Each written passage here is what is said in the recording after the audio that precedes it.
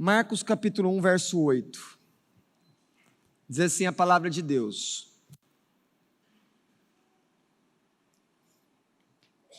Eu vos tenho batizado com água, ele, porém, vos batizará com o Espírito Santo. Naqueles dias, veio Jesus de Nazaré da Galiléia e por João foi batizado no rio Jordão. Logo ao sair da água, viu os céus rasgarem-se e o Espírito descendo como pomba sobre ele. Então, foi ouvida uma voz dos céus: Tu és o meu filho amado, em ti me comprazo. E logo, o Espírito o impeliu para o deserto, onde permaneceu 40 dias, sendo tentado por Satanás. Estava com as feras, mas os anjos o serviam. Amém.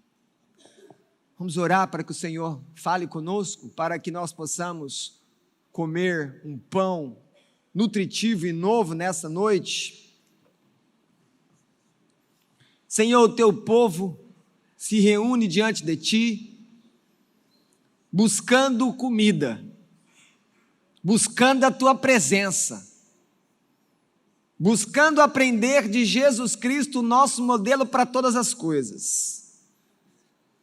Senhor, que o Espírito Santo que veio sobre Jesus quando ele saiu do rio Jordão, esteja nos iluminando, assim como essas lâmpadas iluminam os nossos olhos naturais. Espírito Santo, ilumina os nossos olhos espirituais, para que possamos entender, ó Pai, o teu propósito, a tua palavra, e que haja edificação em nossos corações, que haja crescimento espiritual, que nós sejamos confrontados pelo Evangelho, e da mesma maneira que haja consolo para aqueles que entre nós estão sofrendo, que haja direção para aqueles que estão confusos, que haja esperança para aqueles que não vê saída, Deus. Mas o Senhor é fiel, o Senhor é um Deus todo-poderoso, e nós nos curvamos diante da tua majestade, para que o Senhor agora abençoe o teu povo, em nome de Jesus. Amém. Podeis sentar.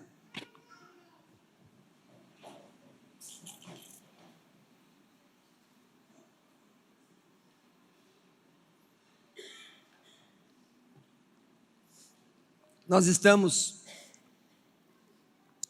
pregando aos domingos à noite uma série de mensagens no Evangelho de Marcos, e hoje nós teremos nossa segunda mensagem.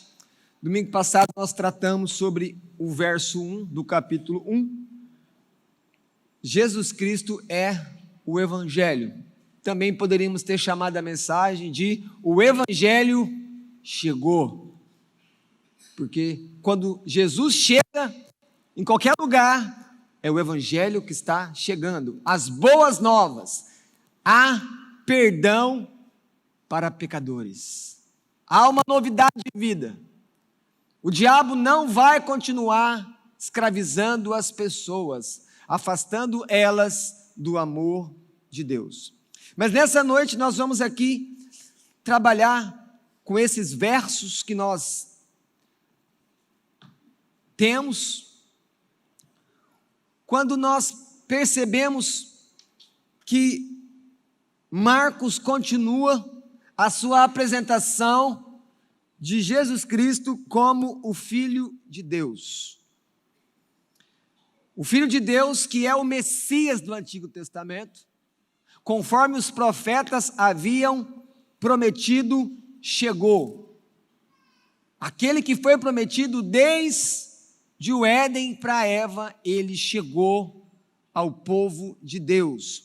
E nós percebemos aqui nesses versos anteriores ao verso 8, que João Batista, sendo o último profeta, olhando para o Antigo Testamento, da Antiga Aliança, é o escolhido de Deus para anunciar Jesus, o Messias, o Cristo chegou. E ele começa então a dar testemunho de Jesus, João Batista, aquele que batiza nas águas, vai falar no verso 8 que chegou aquele que concede o Espírito, enquanto que João apenas leva as águas. Jesus é batizado por João. E aí você pode pensar, mas se João Batista chamava pecadores ao arrependimento no seu batismo, por que então Jesus foi até o batismo? Isso quer dizer, isso é uma evidência, um indício, que Jesus Cristo, o Filho de Deus, tinha pecados? Não. Ele foi ali se batizar, sim, mas como representante daqueles que creem. Não por necessidade própria, como se ele tivesse que se arrepender de algum pecado, porque ele é o santo de Deus, prometido no profeta Isaías. Nós lemos aqui que os céus se rasgaram. João Batista viu isso. Quando a gente pensa em Jesus, que Jesus viu, é lógico, o Espírito veio para vir sobre a vida dele, mas João Batista, ele viu o céu se rasgar. E então o Espírito desce sobre Jesus. E quando nós lemos isso, nós temos que pensar se esse evangelho começa com Marcos dando um testemunho que os profetas, tanto Isaías como Malaquias, falaram que o Messias viria, e agora ele fala, ele chegou, esse Jesus é o Messias. Depois João fala que vai vir alguém depois dele que é maior que ele, mais poderoso que ele. E agora então eu tenho o testemunho do próprio Espírito Santo, que está dando testemunho que esse Jesus é o Filho de Deus. E por fim, eu tenho o verso 11, que é uma experiência profunda na vida de Jesus Cristo, como homem e como filho, quando ele escuta a própria voz do Pai, tu és o meu filho amado. E aqui eu tenho o testemunho do Pai. Perceba então que Marcos está preocupado em mostrar as evidências que Jesus é o Filho de Deus. Ele faz isso de muitas maneiras.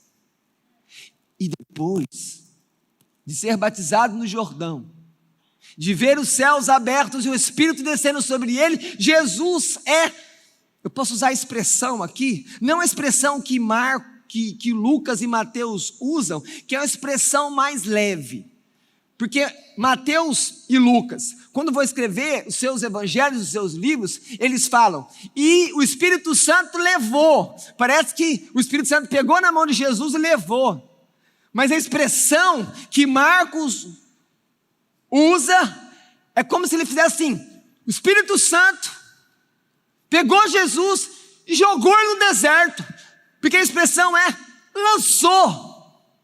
É uma expressão tão forte para falar como que Jesus sai de uma experiência dentro da própria Trindade, ele, o Pai e o Espírito, que agora ele é lançado no deserto para confrontar Satanás. E o Espírito Santo leva ele com pressa para esse lugar. E essa palavra que diz aqui no texto, olhem o texto comigo, quando diz aqui, e o impeliu, a melhor expressão pode ser, ele foi lançado. É o mesmo termo que Marcos depois vai usar quando expulsa demônio. Lança fora esse demônio. Quando Cristo vai expulsar demônios das pessoas, esse é o termo, lança fora. Para vocês perceberem então, que depois dele ser ungido com o Espírito, ouvir a voz do Pai, reconhecendo ele como seu filho amado, ele já vai enfrentar Satanás. E então nessas 3 sessões, o testemunho de João Batista, o último profeta da antiga aliança, o testemunho do próprio Espírito que vem sobre ele após ele sair do batismo, e o testemunho da própria voz de Deus, nós temos uma sessão aqui que tem um ponto em comum, que é a presença, o poder do Espírito Santo de Deus. Por isso que quando nós olhamos para esses versos, nós podemos falar, Cristo chegou, o Evangelho chegou, e quando Cristo chega, o Espírito Santo retorna para o povo de Deus. porque esse espírito estava já em silêncio há 400 anos, desde o profeta Malaquias. Que alegria! O espírito voltou, ele retornou. Robson diz que é o espírito que confere unidade a essas 3 sessões, percebam. Verso 8, batizará com espírito. Verso 10, o espírito desceu como pomba. E verso 12, o espírito lançou no deserto. Marcos está deixando claro para nós aqui que o ministério de Jesus inicia com a presença, com o poder, com a unção do Espírito. Horton vai dizer que a vinda do reino de Deus é marcado pela chegada do rei, o rei Jesus. Mas quando o rei vem, o Espírito vem junto. O Espírito vem trazendo poder, trazendo mudança. E assim como Jesus viveu e serviu ao Pai na presença e no poder do Espírito, assim é com você que confessa Jesus, está aqui nessa noite me ouvindo, que confessa Jesus como o amado Filho de Deus, que veio para destruir as obras do diabo e trazer salvação aos cativos, fazendo de cada um de vocês que me ouvem nessa noite, filhos de Deus, porque o Espírito está em você. Então, de alguma maneira, aquilo que nós olhamos na vida de Jesus é encontrado na vida de alguém que segue Jesus, que crê que Jesus é o Filho de Deus. Olhando o verso 9 ao verso 11, nós podemos dizer que aqui nós estamos, Jesus é ungido com o Espírito. O Espírito vem sobre ele, mas acompanhe comigo no verso 9, diz que naqueles dias, e na verdade quando você olha todo o Novo Testamento, essa expressão, nos últimos dias, naqueles dias, muitas vezes ele se refere a toda a história da igreja, desde a vinda de Jesus até o final, quando ele voltar para buscar a sua igreja. Mas nesse ponto aqui, naqueles dias, é uma referência ao ministério de Jesus. Quando nós temos isso no plural, como naqueles dias, é um termo que quer dizer o fim dos tempos. Porque quando o Filho de Deus vem, ele vem para implantar o reino, ele vem para confrontar Satanás, o diabo e todas as suas obras de maldade. Mas essa batalha já se estende por 2 milênios. Mas se nós encontrarmos esse mesmo termo no singular, aquele dia, isso vai significar para você na Escritura o dia da morte de Jesus na cruz, que foi olhando para a Segunda Guerra Mundial, quando os aliados chegam na Europa invadindo para vencer a Alemanha nazista, é o dia D do reino, da vitória. Quando a Europa é invadida por aqueles soldados que descem daqueles escoraçados pelo Oceano Atlântico e começam a entrar ali na Europa para reconquistar. É isso que Jesus está fazendo. Com o poder do Espírito, ele chega então em Israel para libertar os cativos e trazer salvação àqueles que amam a Deus, para acabar com as obras do diabo. E Marcos diz aqui, ele veio de Nazaré. Eu poderia falar assim, ele veio de lugar nenhum.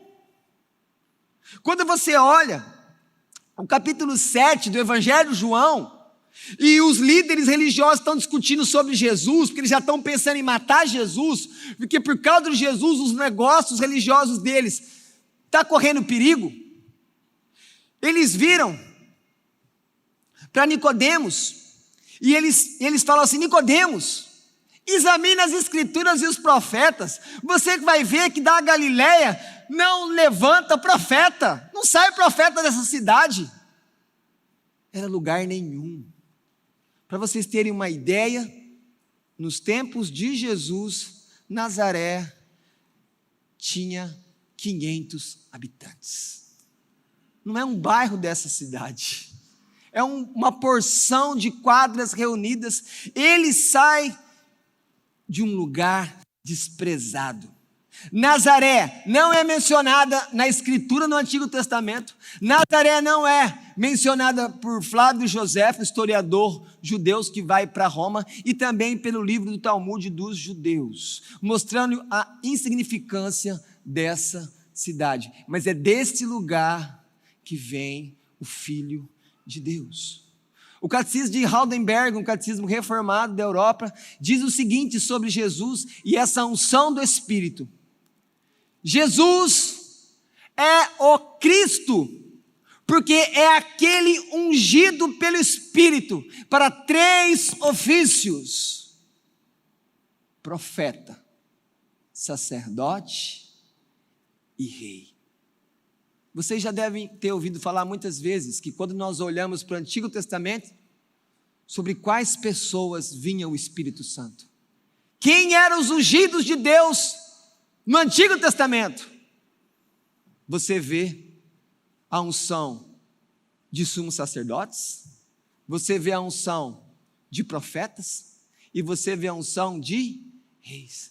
Jesus é o servo de Deus, é o Filho de Deus, e ele acumula os 3 ofícios, porque ele traz a palavra, ele é o sacerdote que oferece o sacrifício, mas ele mesmo é o sacrifício, e ele também vem para implantar o reino de Deus sobre a terra, porque ele é o Senhor, ele é o Rei.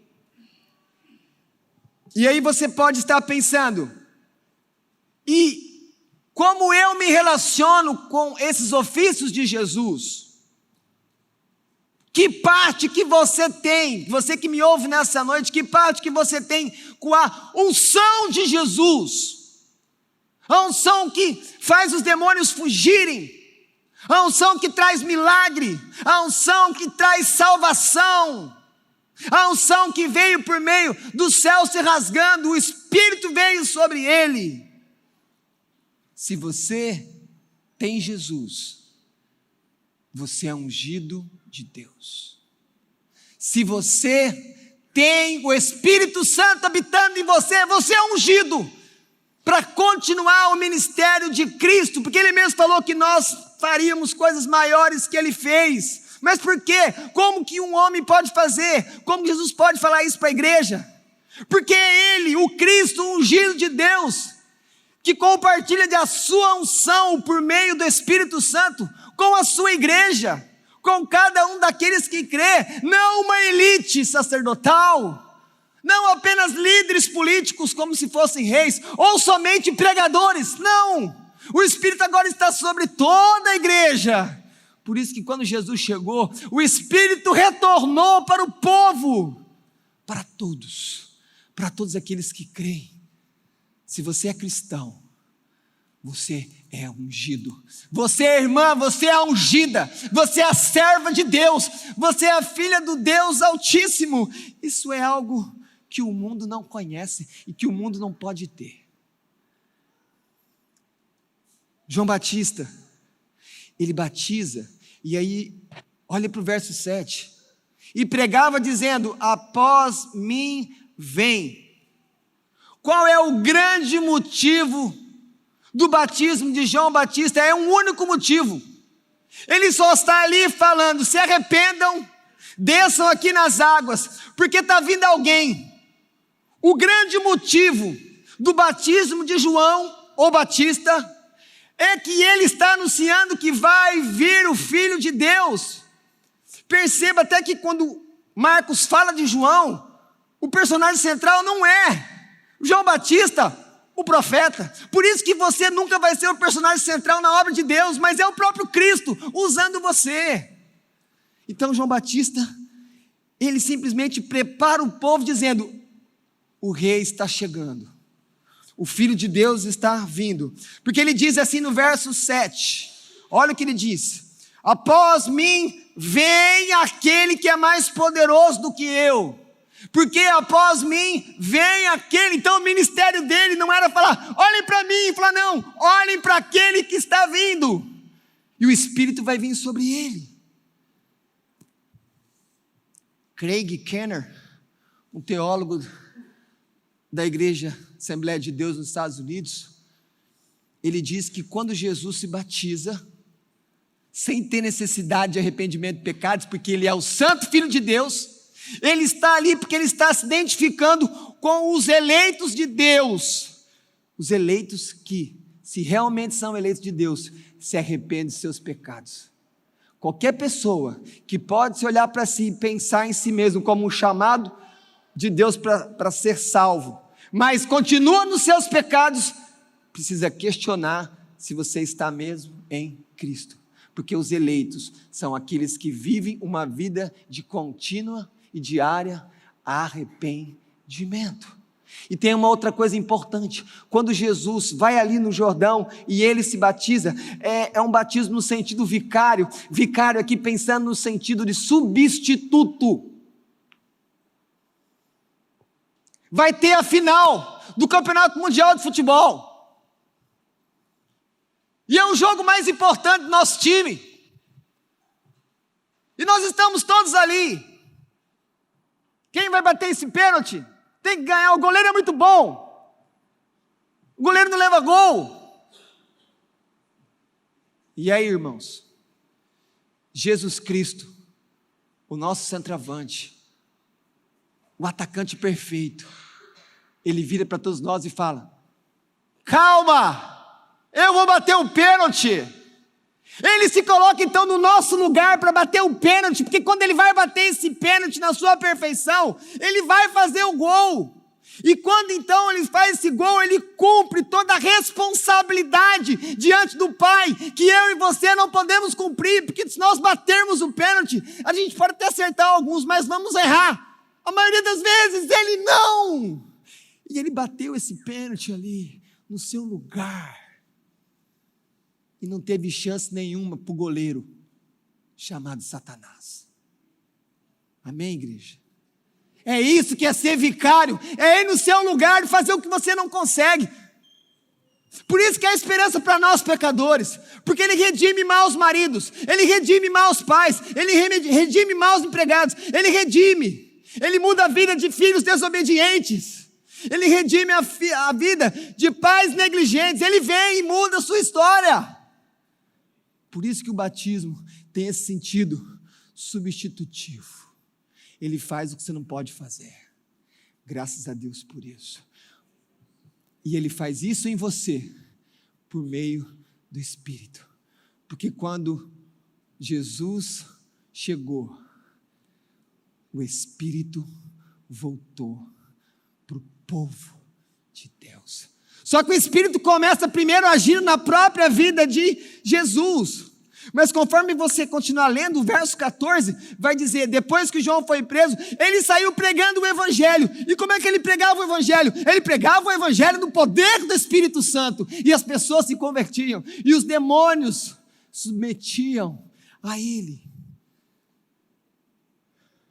Quando nós olhamos para essas águas, muitos dizem que essas águas do batismo do Rio Jordão, que estão lá até hoje, elas simbolizam o futuro sofrimento de Jesus. Pode ser que você já tenha lido o Salmo de número 69, que é um salmo messiânico. Salmos messiânicos são salmos que falam, que retratam, na maioria do seu texto, ou em alguns pontos, em alguns versos, sobre o Messias, sobre Jesus Cristo, aquele que ainda viria. E então nesse Salmo 69, em certo momento o salmista escreve: as águas me sobem até a alma, como se ele falasse: eu estou ficando com a água já no rumo da minha boca, eu estou em águas profundas, eu estou a ponto de ser submerso, de me afogar. E quando você pensa em água, e com essas palavras, você pensa em sofrimento, oposição. É disso que fala o batismo. E você que me ouve aqui nessa noite, eu quero mostrar para vocês que aquilo que era para Jesus também é para aqueles que acreditam nele. Vocês devem se lembrar quando os irmãos Tiago e João chegaram em Cristo e falaram assim: Jesus, deixa eu sentar um do lado direito, um do lado esquerdo do Senhor lá no céu. Qual a resposta de Jesus para eles? Vocês podem beber o cálice que eu bebo? Vocês podem receber o batismo que eu sou batizado? Que batismo que Jesus está falando? Ele não está falando do batismo de receber o Espírito Santo, porque ele fala beber o cálice, e quando você fala beber o cálice, olhando para a história do Antigo Testamento, é dor, sofrimento, muitas vezes é um cálice que traz a ira de Deus. E aí o que os discípulos vão responder?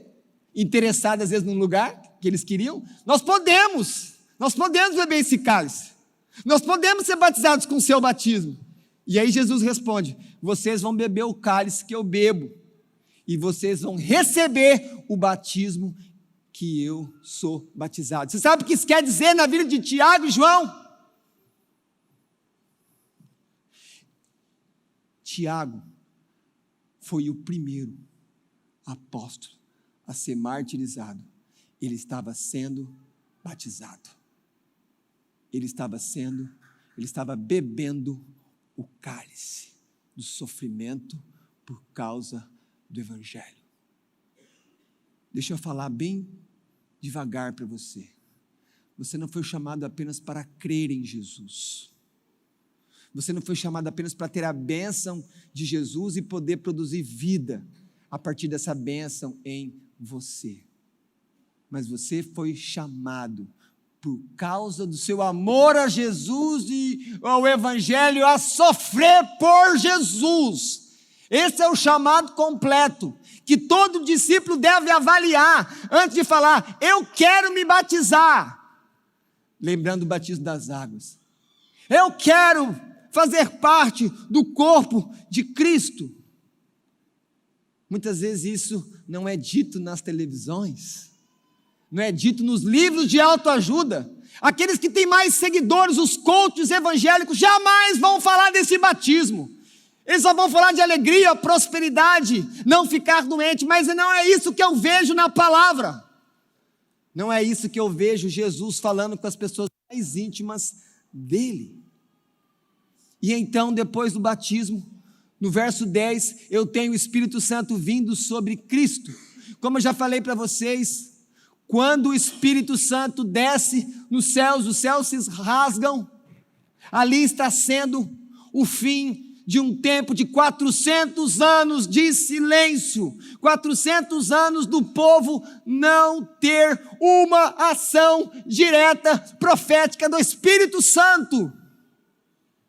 O Espírito que levantou profetas, o Espírito que levantou Moisés, o Espírito que estava com Elias, com Eliseus, o Espírito que estava sobre Davi. Mas, quando Jesus Cristo vem, o Espírito volta para o meio do povo. Mas primeiro ele vai no Filho, primeiro ele vai no cabeça da igreja, mas depois o Espírito vai ser derramado em toda a igreja. O Filho de Deus, quando ele é batizado no verso 10, a expressão aqui é o seguinte: Deus está enchendo o seu Filho com Espírito. E por que Deus está fazendo com isso? Porque ele está sendo equipado para um conflito. Conflito com quem? Olha para o verso 12, que está tudo ligado.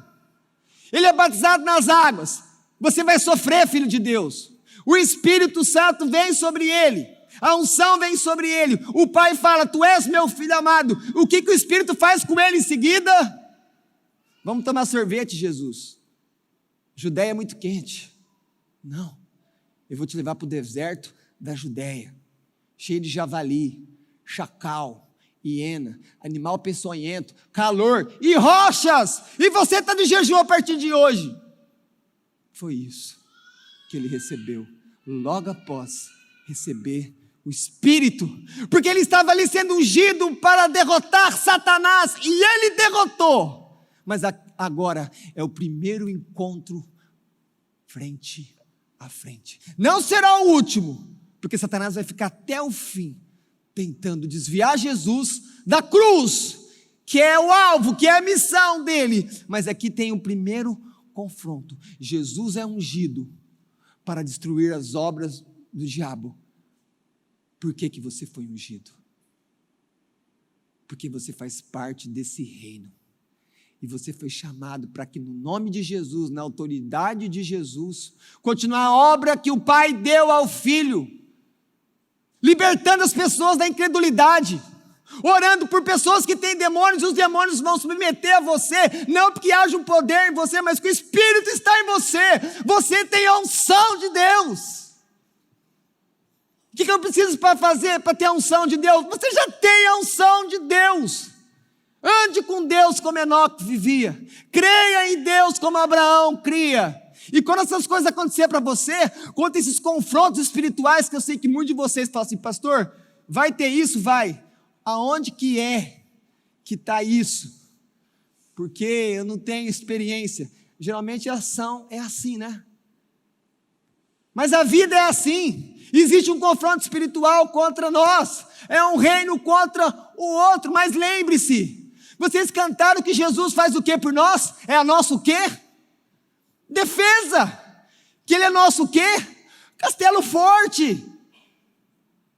É para essas horas que Ele é castelo forte. É para a hora do confronto. Para você orar. E então, logo após Ele ser ungido com o Espírito, a pomba, quando você olha para essa pomba, o que você lembra? Quando parou a chuva, lá no dilúvio, o que Noé fez? Soltou a pomba. Mas não tinha onde a pomba pousar. A pomba voltou. Mas uma hora ele solta essa pomba, e essa pomba não volta. E passa mais um tempo então, e ele vai descer daquela arca, porque um novo tempo chegou, a nova criação está chegando ali diante dos olhos de Noé, que creu em Deus, e Deus foi escudo na vida dele no tempo do juízo. Então agora a pomba pode também para nós ter esse simbolismo. Um novo tempo está chegando, porque quando Jesus chega, agora o reino está sendo implantado, agora a nova criação está chegando, um novo mundo está vindo. Satanás não vai continuar enganando as nações, não, porque agora Jesus vai trabalhar os apóstolos, e esses apóstolos vão começar uma igreja ali em Jerusalém, em Atos 2, e ali, quando eles forem perseguidos, propósito de Deus, eles vão começar a se espalhar na Samaria, na Judéia, até os confins da terra, e vão começar a pregar o evangelho, e quando eles pregam o evangelho, igrejas começam a surgir em todas as nações, e as obras do diabo começam a ser desmascaradas. Por quê? Porque Jesus já venceu ele. Só que agora cabe a nós, como igreja, como missionários do reino, pregarmos a todas as pessoas, em todas as esquinas, em todos os lugares que você está, para que o reino chegue na vida das pessoas. E então nós chegamos no verso 11, quando Jesus ouve que tu és o meu filho amado. Isso é uma experiência na vida de Jesus.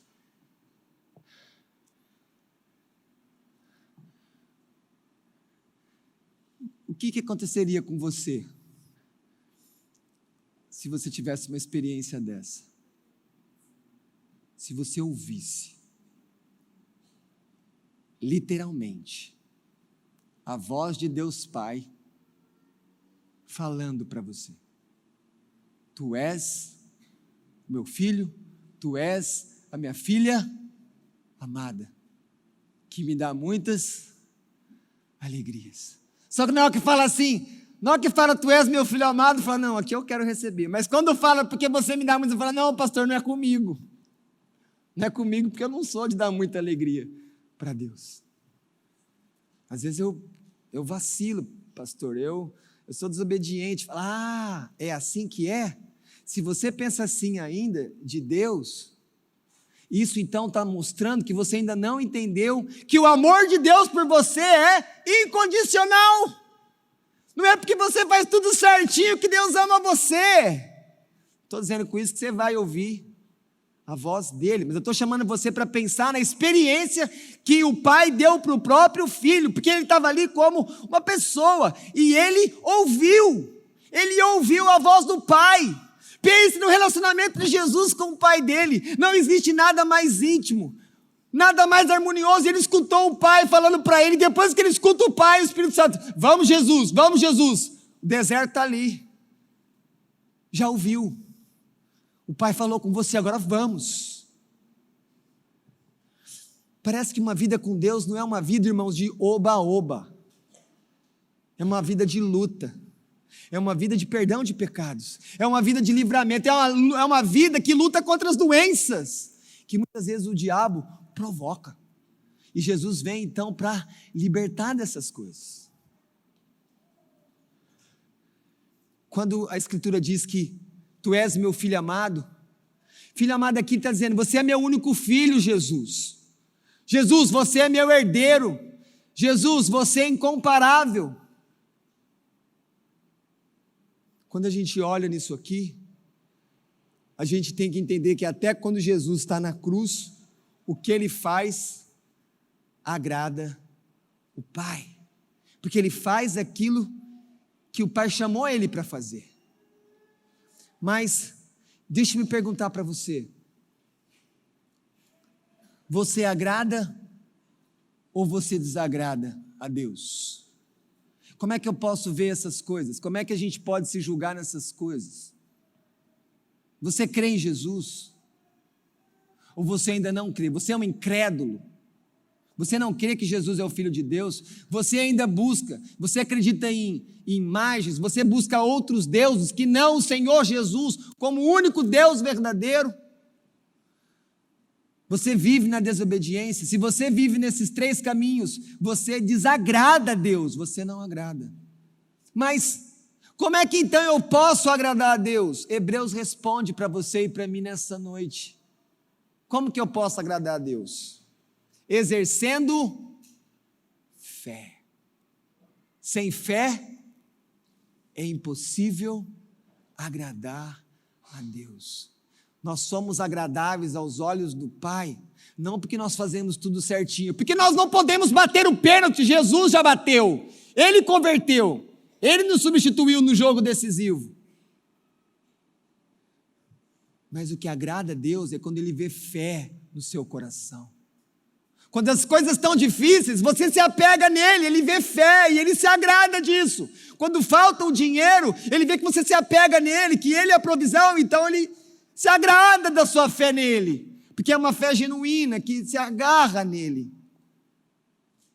Quando Pedro estava pregando na casa de Cornélio, ele disse assim, no seu sermão, Deus, falando de Jesus, Deus o ungiu com o Espírito Santo e com poder, e ele andou por toda parte, curando todos os oprimidos do diabo. Percebam, ele tá aqui, Pedro, lá em Atos, capítulo 10, quando ele está num Cornélio, que não era um crente, era um temente a Deus, ele fala, Jesus foi ungido, e em seguida ele fala o quê? Para curar as doenças provocadas pelo diabo. A unção vem para destruir a obra do diabo na vida das pessoas, e ele faz isso ainda hoje.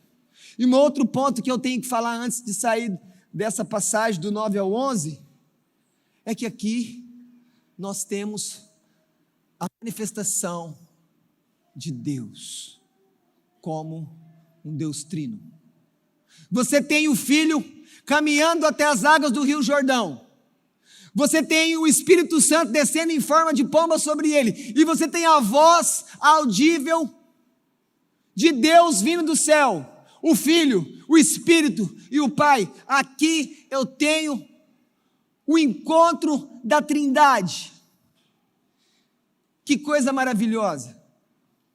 Se às vezes a pessoa fala, mas a Bíblia não fala da Trindade, leia esse texto com as pessoas, mostre isso para as pessoas, a Trindade está aqui, a Trindade está se relacionando, há aqui uma manifestação gloriosa da Trindade.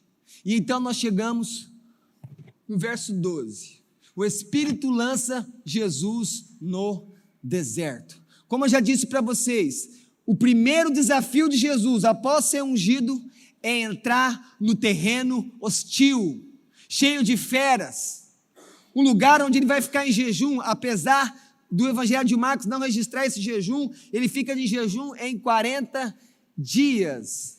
Deserto é um lugar isolado, deserto é um lugar muitas vezes negativo, um lugar perigoso.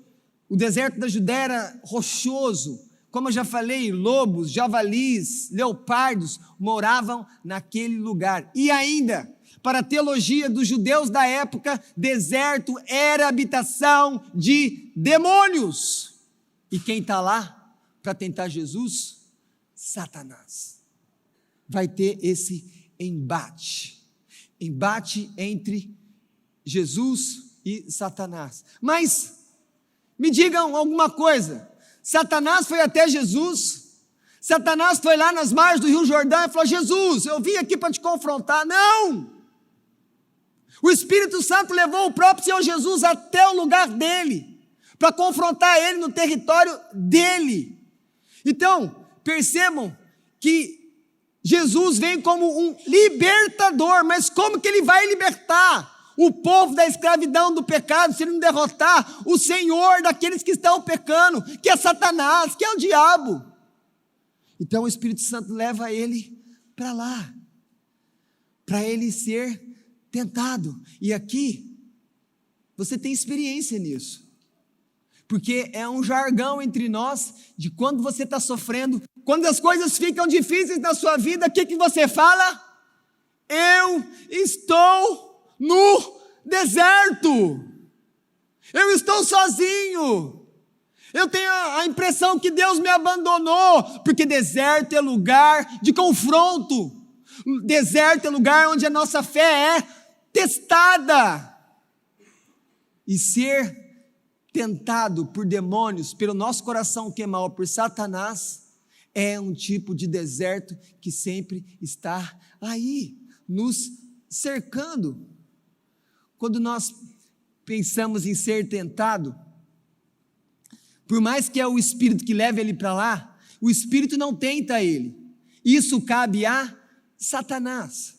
E fazendo aqui uma breve explicação sobre o nome Satanás. O nome Satanás, o significado dele quer dizer adversário, mas é um substantivo, como se fosse o seguinte: um time vai jogar com o outro, quem que é o seu adversário? É o outro time. Mas com o passar do tempo, essa questão de ser adversário se encaixou tanto na personalidade maligna desse anjo caído, que antes era Lúcifer, que Satanás acabou se transformando no próprio nome dele. Então, era um substantivo que queria dizer adversário, e aí se transforma num nome pessoal. Satanás então quer dizer seu adversário, crente, porque primeiro ele foi adversário de Jesus, e primeiro, antes disso, ele foi adversário do seu pai e da sua mãe. Os que me geraram? Não, os que estavam no jardim do Éden, ali foram os primeiros entre nós que ele foi adversário, e os nossos pais caíram ali diante dele. Uma outra coisa que eu preciso aqui também falar: você não pode confundir tentação com pecado. Ser tentado não é pecado. O pecado é quando você é derrotado na tentação. Então, quando você fala, estou sendo tentado, você está lutando contra o mal, contra uma vontade ruim, contra, às vezes, uma cilada, uma armadilha, uma ideia maligna que vem na sua cabeça. Mas enquanto você está lutando, enquanto você não consuma aquilo, você está em lutas, você então está num estado que nós chamamos de tentação. Mas se a tentação vence você, aí o pecado nasceu, foi consumado. Então agora você precisa se arrepender. Estou dizendo isso para vocês porque algumas pessoas falam que eu tenho que me arrepender da tentação. Isso não é bíblico. Isso não é bíblico, porque tentação sempre vai ter. Se eu tiver que me arrepender de tentação, Jesus vai ter que se arrepender. Ele foi tentado, mas não. A tentação é a batalha. é a luta. Por isso que eu sempre falo para vocês quando a gente está na ceia: Senhor, alimenta o teu povo, dá as forças espirituais. Por quê? Porque nós vamos sofrer tentações. E quem vai nos fortalecer? O Espírito. Porque quem não tem o Espírito não é ungido. E como vai vencer as forças espirituais do mal? Não tem como vencer. A Escritura diz aqui algo que traz conforto para você quando você é tentado. Porque não temos um sumo sacerdote que não possa compadecer-se das nossas fraquezas. Você é fraco? Tem alguma área que você é fraco? Tem alguma área que você, toda hora você percebe, você acaba vacilando? Você tem isso? O texto está falando isso para você. Antes, foi ele aqui é Jesus, foi ele tentado em todas as coisas, a nossa semelhança, mas sem pecado. Jesus sabe exatamente como você se sente. Só que ele nunca foi derrotado. E ele tem poder para fazer você vencer as tentações que você sabe de maneira íntima que você está passando. Todos nós aqui temos tentações que estão lá dentro de nós, que às vezes não contamos para ninguém. Mas o Senhor diz para nós nessa noite que a unção que Jesus trouxe sobre a igreja está sobre você, se você é de Cristo. E essa unção ajuda a vencer as tentações. Essa unção vai mudar esse pensamento ruim e vai trazer pensamentos de paz, pensamentos de bênção de Deus. Tudo porque você é ungido, porque o Espírito voltou para nós. O Espírito está conosco. E então, nós chegamos no verso 8, quando nós falamos aqui, fazendo um resumo. Quando nós olhamos para o verso 9, Jesus é batizado. Quando eu olho para o verso 10, o Espírito Santo vem sobre ele, que é como se fosse um batismo no Espírito dele, uma unção do Espírito na vida dele, um poder do alto sobre a vida dele. Nós chegamos então ao verso 11, ele escuta a voz de Deus, o Pai, dizendo que ele é amado. No verso 12, o Espírito leva ele para o deserto para ele ser tentado por Satanás. Mas agora eu faço um recuo. Lá no primeiro verso nós lemos, o verso 8, e diz assim: eu vos tenho batizado com água, João falando. Eu tenho água para dar para vocês. Porém, o que vem depois de mim vos batizará com o Espírito Santo. Deixa eu falar para você, igreja. Quando você escuta, quando você lê o Salmo 133, ele diz assim, o verso 2, é como óleo precioso sobre a cabeça. Óleo sobre a cabeça. Óleo é símbolo no Antigo Testamento do Espírito Santo. Por isso que nós agora não precisamos usar o óleo, porque ele é o símbolo de algo que está dentro de nós. Entende isso, igreja? Por que eu não preciso usar o óleo? Por que você vai usar um simbolismo de algo que é real dentro de você? Fazer isso é a mesma coisa que você está com seu pai ali que você ama, de frente com ele, que você abraça ele, que você conversa com ele, sente o cheiro dele, mas preferir ficar com uma foto dele, de vez de olhar para ele. Por isso que não precisa de óleo. Mas como que eu faço então? Fala com Deus em nome de Jesus. O Espírito está em você. Mas aqui não. Aqui o Espírito não era dado a todo o povo. E então, continua o verso que fala que ele descia sobre a barba de Arão e desce para a gola de suas vestes. Perceba isso. Perceba esse verso. Sobre qual parte que veio primeiro o óleo simbolizando o Espírito? Sobre a cabeça do sumo sacerdote. Quem é a nossa cabeça? Jesus Cristo. O ungido, é o primeiro entre nós do qual o Espírito Santo veio sobre ele com poder. Mas depois do óleo vir sobre a cabeça, para onde que esse óleo está descendo? Para o corpo. Quem é o corpo de Cristo? Você. O Espírito vem primeiro sobre o cabeça, sobre Jesus. Mas agora o Espírito vem sobre todos, sobre todo o corpo de Cristo. Uma segunda coisa, nós só podemos servir a Deus no e pelo Espírito. Existe uma escola para se estudar com o Espírito Santo. E como que é essa escola do Espírito Santo? Como que você se matricula nela? É Ele que matricula você. Porque é Ele que faz você nascer espiritualmente. Não tem como você se matricular, é Ele que traz você, falou, você está matriculado. Eu vou trabalhar com você agora. E depois de matricular você na escola dele, Ele começa a alimentar você com o quê?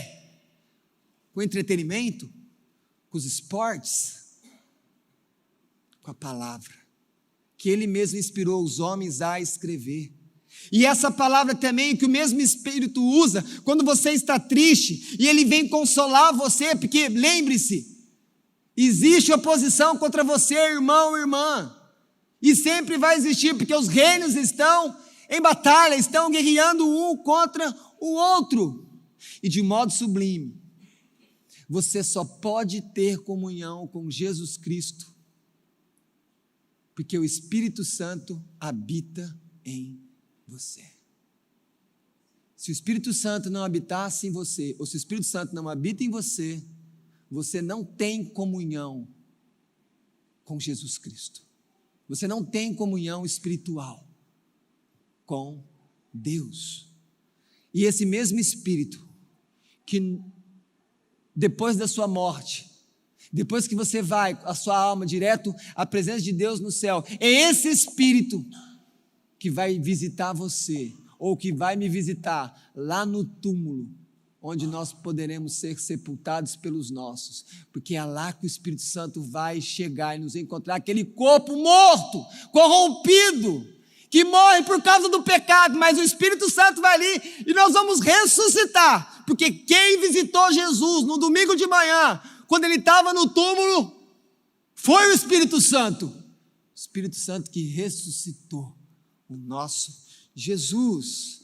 Nenhuma religião tem isso para falar para você. Ninguém tem uma palavra para falar para você que vence a morte como o cristianismo tem. Ou seja, não há vida com Deus sem o Espírito. Você não serve a Deus sem o Espírito. A presença e o poder do Espírito. E queridos, mas se você tem o Espírito, eu tenho que te falar algo aqui que não é popular. Eu vou falar algo aqui que não é popular para você. Aqueles que recebem o Espírito devem esperar ainda maior oposição de Satanás, que tinham antes, quando ainda eram seus escravos. O antigo dono não desiste, mas o novo Senhor não abandona o que comprou, porque Ele é fiel e ninguém tira nada da mão dEle. Mas não espere trégua de Satanás contra você. Se ele já te perturbava antes de você ter o Espírito, lembra de Jesus, quando ele foi ungido com o Espírito, para onde que ele foi? Confrontar Satanás. Satanás não desiste de confrontar você, de querer derrubar você, de tirar você da presença de Deus. Os crentes têm poder sobre as forças malignas, mas também vão sofrer ações deles, pois assim foi com o próprio Jesus. Mas lembre-se, Jesus disse, pois naquilo que ele mesmo sofreu, tendo sido tentado, é poderoso para socorrer os que são tentados. Toda tentação pode ser resistida, irmãos. Como que eu posso vencer a tentação, pastor? Porque o poder do Espírito está em nós. Só que nós não somos todo poderoso como Jesus. Nós somos criatura, Ele é criador, então nós vamos sucumbir. E lembre-se, olha o que Paulo escreve aos Coríntios, não vos sobreveio tentação que não fosse humana, não vos sobreveio tentação que não fosse humana, mas Deus é fiel, e não permitirá que sejais tentados além das vossas forças. Isso aqui é texto bíblico. Pelo contrário, juntamente com a tentação, vos proverá livramento, de sorte que possais suportar. Olha que palavra que nós temos, que nós conseguimos vencer as tentações, mas vamos sucumbir em muitas delas. E lembrando que assim como somos tentados, Deus nos prova. Como é que você acha que foi para Jó passar pela perda de todos os filhos no mesmo dia? Como é que você acha que foi a experiência para Abraão levantar o cutelo diante de Isaac, que Deus falava que era o único filho dele, para sacrificar ele? Deus falava: não faça isso com o menino, Abraão. Como é que você acha que foi para Davi, por não ter feito nada de errado com o rei Saul e ser perseguido e receber lanças contra si? Assim é conosco, porque Deus é poderoso para nos livrar de todos os males e no final nos levar para casa, que não é a sua casa que você está pensando, é o céu. O céu é a nossa casa final. Por último, queridos, nós somos amados por Deus porque nós temos o Filho e nós temos o Espírito. Ouçam o que Paulo diz aos Romanos: mas recebestes o Espírito de adoção, baseados no qual clamamos, papai. Você agora tem uma intimidade, não apenas chamar Deus de pai, mas chamar Ele de maneira mais íntima, como uma criancinha pequena chama o pai, papai. Deus é seu papai. E diz ainda o verso 16 que o Espírito testifica com o nosso Espírito que somos filhos de Deus. Por isso que se você é crente, não tem que ter dúvida no seu coração. Por que não? Porque a palavra diz que o Espírito Santo testifica com a sua alma que você é filho de Deus e que nada pode tirar você das mãos dele. Nem o antigo dono, nem os seus pecados, nem o mundo, nem qualquer fera, nem nada que exista, porque o amor de Deus é incondicional. Quando Jesus veio ao mundo, ele foi batizado para ser seu representante, e ele bebeu um cálice amargo por causa do seu pecado. Ele foi ungido com o Espírito para cumprir a sua missão. Ele enfrentou e venceu Satanás, o pecado e o mundo. E ele implantou de uma vez por todas o reino de Deus na terra. Por isso agora os pecadores podem deixar a vida de escravidão e serem pela fé filhos de Deus e sentir a maior alegria do reino, conforme o próprio Cristo falou. E olha o que ele disse: alegrai-vos, não porque os espíritos se submetem, não fiquem felizes porque vocês oram no nome de Jesus e o demônio sai. Ele está dizendo, mas fiquem felizes porque o vosso nome está arrolado no céu. A maior alegria que você pode ter na sua vida é ser filho de Deus, porque Deus leva os filhos para Ele, para o céu. O Pai perdoa seus pecados. O Pai não deixa você voltar para as garras de Satanás. Uma prova de que o amor de Deus não vai sair de você é que aqueles que creem em Jesus, o Espírito habita neles. E sabe o que o Espírito é? O Espírito é uma garantia que Deus não vai esquecer, abandonar você. Mas isso é para aqueles que creem no Filho de Deus, que a Bíblia anuncia que é Jesus Cristo. Creia em Jesus e você tem salvação. Amém.